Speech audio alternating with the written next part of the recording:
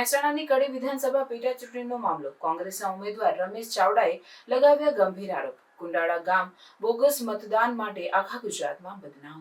નકલી ચૂંટણી એજન્ટ બેસી ગયો અહીંયા અને એને નકલી ચૂંટણી એજન્ટનો કોઈ ક્વોલિફિકેશન કે કશું જોયા વિના અહીંયાથી પ્રિસાઇડિંગ અધિકારીએ એને આઈડેન્ટિટી કાર્ડ પણ ઇસ્યુ કરી દીધું। આઈડેન્ટિટી કાર્ડ ઇસ્યુ કરી દીધું, બેસી ગયો। હું અહીંયા અત્યારે ચેકિંગમાં આવ્યો તો એને મેં કહ્યું કે ભાઈ તું કઈ પાર્ટીમાંથી બેઠો છે ભાઈ? તો એને કહ્યું કે હું અપક્ષમાંથી બેઠો છું। હવે અહીંયા અપક્ષ તો કોઈ છે જ નહીં।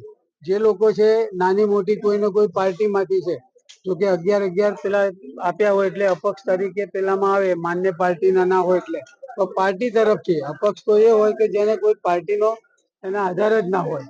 જ્યારે આ તો કોઈ પાર્ટી તરફથી પેલા બેઠા હોય એવા જ લોકો બાકી છે હવે, એટલે અપક્ષ તો કોઈ છે જ નહીં અહીંયા। એટલે તમારું એવું માનવું છે ફરિયાદ શું કરી તમે? ખોટો એજન્ટ બેસી ગયો છે। તમે જોયા એમને મેં જોયા અને મેં પૂછ્યું કે ભાઈ તું કેમ બેઠો છે અહીંયા, કઈ પાર્ટી તરફથી બેઠો છે? તો એને કહ્યું કે હું તો અપક્ષમાંથી બેઠો છું। તમે પ્રિસાઇડિંગ ઓફિસરને ફરિયાદ કરી, શું કહે છે? પ્રિસાઇડિંગ અધિકારી જોડે હું ગયો અને એની જોડે કે ભાઈ મેં આનું કાર્ડ કાઢો, ભાઈ આ ફોર્મ કાઢો, આનું કયા ફોર્મમાંથી આ બેઠો છે અને આને કેવી રીતે તમે ઇસ્યુ કરી દીધું? એટલે હવે હા અહીંયાથી હું પછી એની સાથે વાત કરતો હતો અને અહીંયાથી ઉઠીને ત્યાંથી પછી ભાગી ગયો। કોઈ બાજુથી પેલો દરવાજો છે ને ગેરકાયદેસર, જુઓ આ એક દરવાજો રાખે, અહીંથી ખોટા માણસો અહીંયાથી આવે છે અને જાય છે। તમને લાગે છે કે જે બોગસ એજન્ટ છે તેને ખોટું મતદાન કરાયું હશે? ખોટું મતદાન કરાવવા જ બેઠો હોય ને, અને આમાં આ બધા એમાં સામેલ હશે।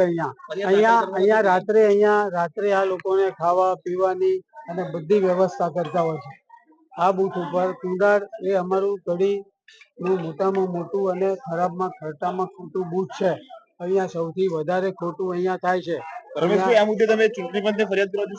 ચૂંટણી પંચને ફરિયાદ કરીએ છીએ, બધાને કરીએ છીએ, પણ બધા અહીંયા સરકારની સીધી તાલમેલમાં છે અને સરકારની તાલમેલમાં હોવાના કારણે અહીંયા કોઈ આ લોકો ઉપર એક્શન લેતું છે નહીં। એટલે હું આમની સામે ફરિયાદ દાખલ કરીને હું આ મેટર હાઈકોર્ટની મેટર બનાવવા જઉં છું।